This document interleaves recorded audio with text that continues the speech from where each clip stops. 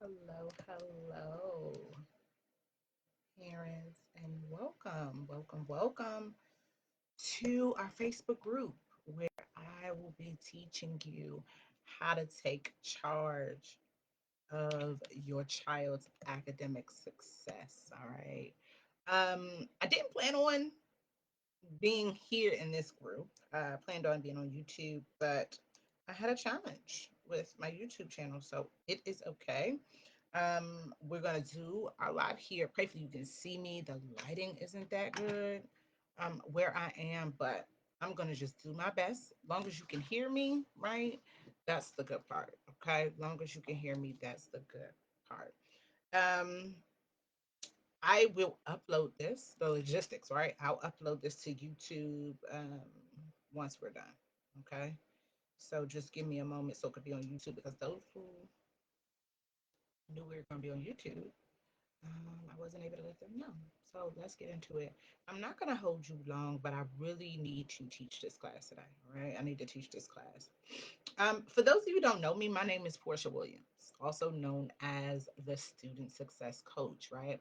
And like I shared, my goal, right, is to make sure that I help parents, grades K through 5, take charge of their child's academic success. One of the things that I know, right, and my mission is centered around this very point. There are so many parents who aren't confidently speaking up on their child's behalf. They're very passive, right? For so many parents, right, they lack confidence, right? But they're not passive, they're very aggressive. And so that's what I like to call the angry parent, right? And so it's my job to really help grades K through 5 parents confidently speak up on their child's behalf without being seen as the angry parent so that they can help their child achieve academic success. And so that's a little bit of who I am, right? And what I do, okay? And what I do here. And so I thank you for allowing me to just coach you in this moment because we're about to shift into our masterclass topic. And our topic for this week is going to be centered around um, this fear that I know that some parents have, right? They might not ever speak up on it, but they have this fear that their child is going to continue to fail. And when you're a parent and your child is failing, right, you can start to think maybe nothing will change, right? You can start to feel that like nothing will change. And so I really want to make sure that I'm serving those parents who feel like nothing's going to change type of parents. Like you start to lose your hope, right? You're laying in bed, right? And you're just shaking your head, right? Looking at the text from your child's teacher about their grades and how they're just failing. It can be very tough. And I want to make sure that I support you because I know that I have the tool that can help you. Okay. So let's get into it. For those of you who haven't seen, our masterclass title is Failing Again. Failing Again. It's centered around this fear that you, as a parent, your child is continually failing. Maybe their grades are continuing to be poor, their report cards are continuing to be bad, maybe their exams are just continuously poor. Maybe your child has already stayed back, is on the verge of being left back in the grade. That's who I'm talking to. Okay. That's who I'm talking to. And I shared this yesterday as I was preparing for today. If your child is continually failing, you have to stop letting your child fail. Okay. I'm not going to put this on parents. I'm not going to put this on teachers, right? I'm not even going to put this on me. You have to stop letting your child fail. And the reason I say that is because you can hope that things will change, but if you don't do anything, you might not see progress. All right. And I put that responsibility on you, number one, because it's your child. But number two, it's because if anybody can help your child, it's you. If anybody can help your child, it's you, right? You birth them, you bear the seed for them, you know them best. And so if anybody can help them, it's you. right? Your child doesn't have to fail year after year. You have the power to help them. You do. Okay. And I want you to know that this is the truth, right? You have this power. It is in you. And I said that because they come from you, right? Who knows them best? Who can get to know them better? Who has the most influence, the most access to them? It's you. So if you have all of this power and you have all this connection with your child, there's no reason that God will not grace you to be the one that can help them, right? But sometimes you have to know that you can, right? And that's my job to let you know that you can.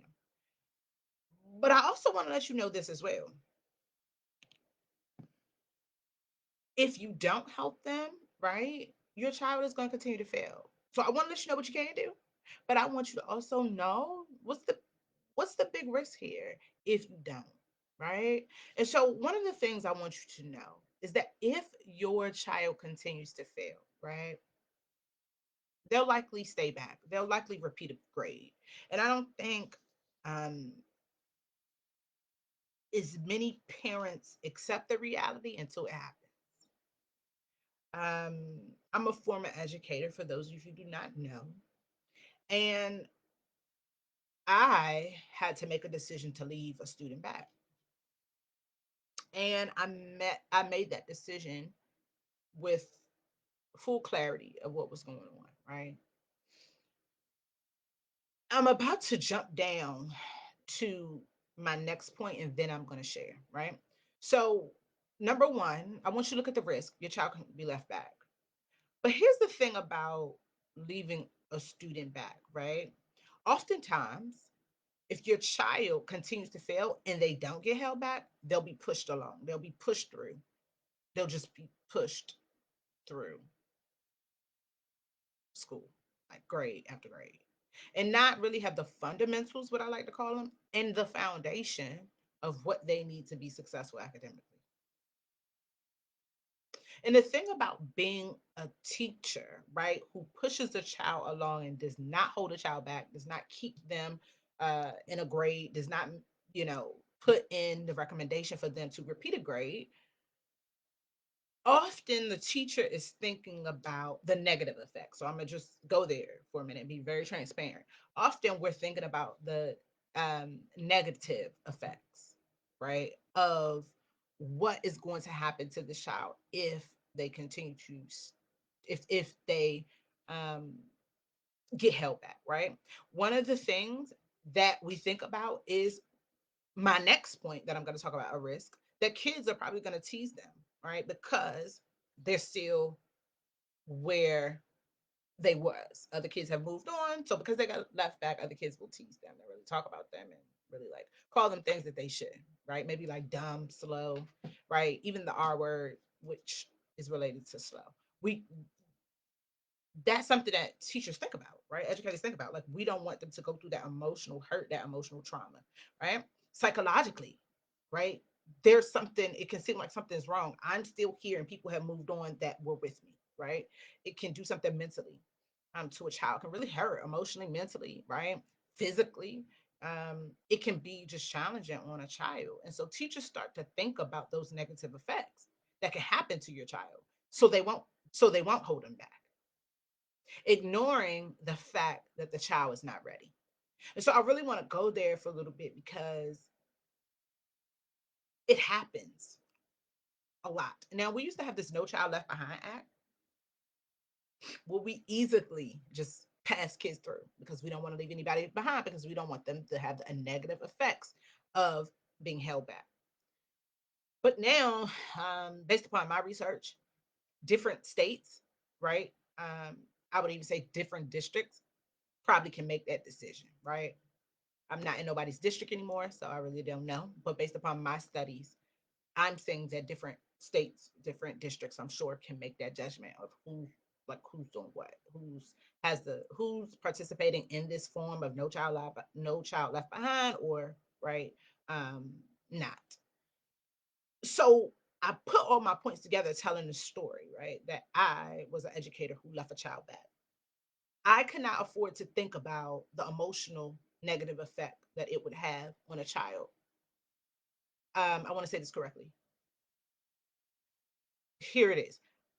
I was not thinking about if a child was going to be teased. I wasn't thinking about if this child was going to be teased. I was not thinking about, right, how this was going to make them feel emotionally.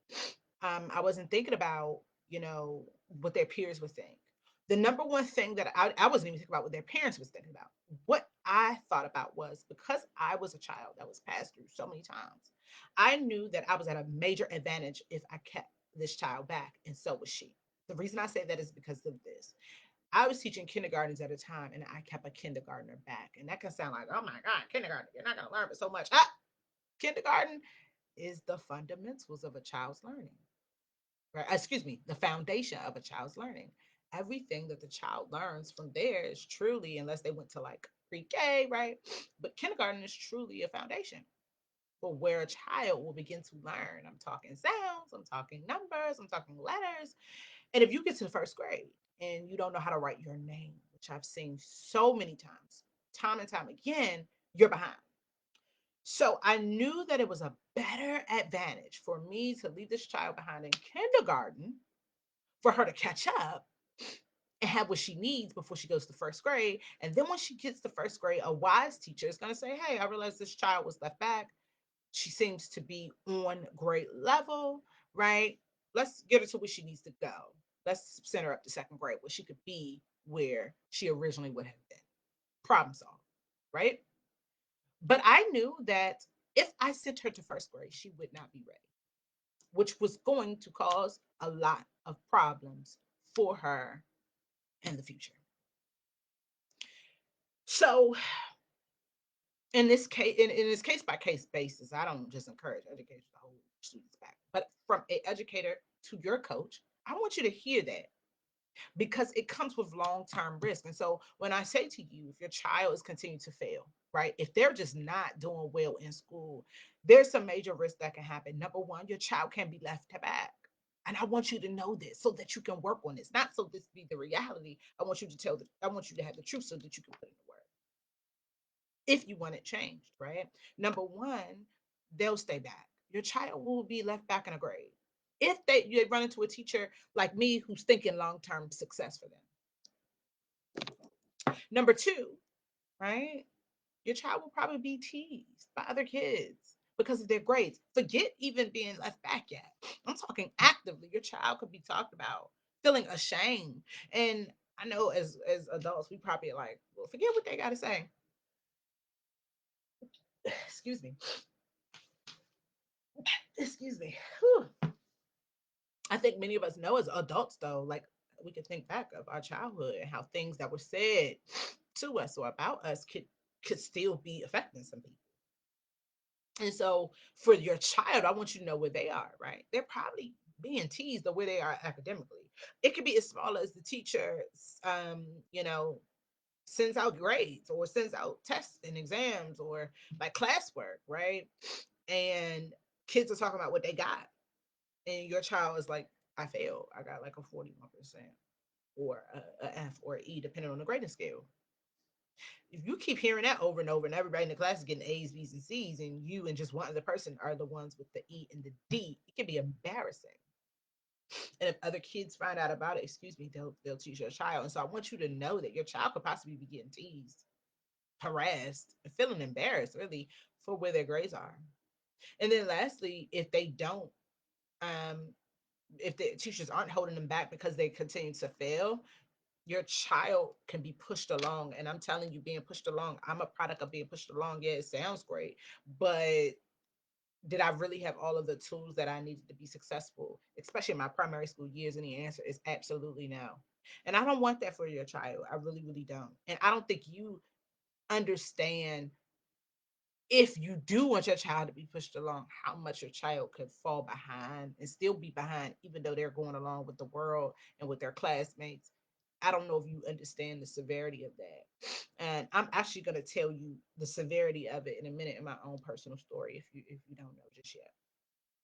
And so I say this to say all of that, right? I'm not here to beat you up. It is my job to help you. But I do have to explain the reality, right? Like any good doctor, any good mechanic, any good lawyer, right? Any good professional has to tell you the truth, give you the truth, and then let you make a decision after. So here's my encouragement, right? Here's my encouragement. If you fear that your child is going to continue to fail, right? Whether their grades, their exams, like literally um, classwork, homework, like literally you think they're going to be left back, whatever area they're failing at. If you are really afraid that this is going to continue to happen, here is how you can begin to solve this problem, right? I want you to really identify your child's learning challenge. Like, I want you to be very clear on what it is. All right. That way, you can get your child the support that they need, right? So if they're struggling with comprehension, boom, we need to work on some comprehension.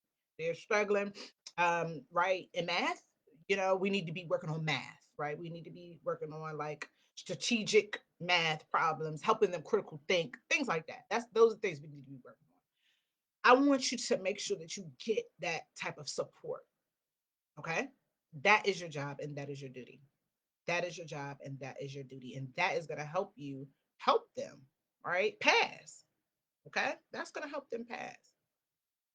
And this is how and why I say this works. So I'm going to give you a little background about me. Um, I truly believe this. I don't think that my parents ever really was able to identify what my major problem was, especially in my primary school years. I don't think they were able to put their hand on it. Like, this is the exact problem. Down to the root. Down to the root, right? I could think of one thing. Like, one of my major challenges was comprehension. One of my major problems is comprehension. And so my parents, one, they got me tested. They wanted to know, does this child have like a learning challenge? Maybe that is the reason. I remember I got an eye exam to see if I needed glasses, right? The teacher recommended just move it to the front of the class, right? Let's try that. What my parents bought me like Hooked on Phonics that collected dust for years, like almost $1,000. I'm sure they put into that learning tool and it collected dust. They did all of these things. Parent teacher conference, like my parents weren't no slouch, right? They showed up. They tried to get down to the root, but I think they only hit the surface. I don't think we nailed down to it. We knew they knew comprehension. I probably knew I wasn't understanding. But why wasn't I understanding? And I think if my parents, I really believe this, if my parents understood that, like what's causing the lack of comprehension, that would have made it clear what my learning challenge was. And that would have been the solving of the problem, right? Not, okay, she struggled with comprehension, right? So we need to fix the comprehension. What's under that? What is the reason that she's struggling with comprehension?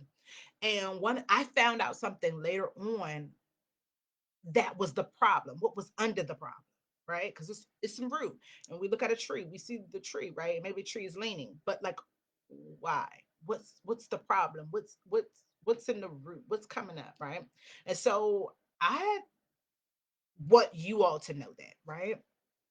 When your child is continually failing, remember, it's a possibility that they're going to stay back, right? They could probably be teased like by their peers from one side of the classroom to the other when they're struggling and struggling so bad academically. Kids can be not nice sometimes, right? And it's because of the difference, right? You're not on my level, I'm not on your level. It can happen. It's just something that can happen, but it doesn't have to happen for your child, right? It doesn't have to be true. And I think at worst, if your child continues to fail, then they'll be left back. And I don't want that for your child. I mean, excuse me, they will be pushed along. And it's not that I want your child to stay back, but I definitely don't want them to be left behind. And I say that because remember what I shared with you. I want you to make sure that you know what the real problem is. Like the real problem, really get to know what your child's real learning challenge is so that you can get them the proper support. Remember, I told you my story. My family knew that I had this issue with comprehension, so they brought me Hooked on Phonics, but it collected dust. So we did not get down to the root. We didn't solve the problem. It collected. I didn't use it, but like a few times. So I really want to make sure that you all are making sure you get down to your child's real root. And that's where I come in. That's where I can help you. This is my level of expertise. I'm not looking, I will drive it down. I will drive it down. What is the root? Because we can say it's comprehension. We can say they're struggling with math, right? We can say they don't know how to study, but why and what? What's the reason for it? And that's my job. And so if any of you, right, want to jump on a call, if you want help with identifying what your child's real learning challenge is, we can jump on a call. I have breakthrough sessions for parents. What is that? We literally break through, right? Kick down the door and really see what the real problem is, right? We kick it down. Like we're not playing around. We're gonna get in there and see and have this breakthrough moment and this breakthrough session of what is the real problem. And so if you want to really identify what your child's learning challenge is, let's have a breakthrough session, right? Where I can help you like overcome this fear that you're having as well. This fear of what if your child continues to fail so that your child passes. This doesn't have to be. Like this doesn't have to be a reality. We can solve this problem. So I'm done. If you want a breakthrough session, right? I am going to post it here, probably in the comments of this live. And for those of you on YouTube, because I have to post this on YouTube. All you gotta do is look and click in the link in my bio and book a breakthrough session for me. If you do not see a session available, email me directly or inbox me or message me. My email is the student success school at gmail.com. Just email me, comment in a post, comment in a video, just say, hey, comment the word pass, and then we can engage with one another then, and I can begin to help you if you need help. That wraps up this class. I did pretty good because I did it in 21 minutes, so I'm happy about that. um I love you. If you need me, just feel free, engage, comment, let me know. Oh, and if you're catching a replay, all rules still apply to you. All things.